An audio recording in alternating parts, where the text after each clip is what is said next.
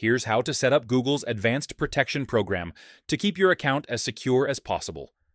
Google Advanced Protection is the highest level of security Google offers. It protects your account from phishing, unauthorized logins, and targeted attacks.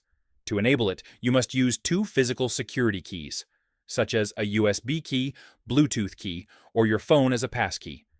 Open any browser on your phone or computer and go to g.co/advancedprotection. This is the official setup page from Google. Tap Get Started to begin. Next, sign in using the Google account you want to protect.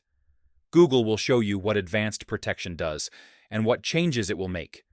Now Google will ask you to add a primary security key. Follow the on-screen instructions to register the key. Next, add a backup key. This ensures you aren't locked out if you lose your primary key.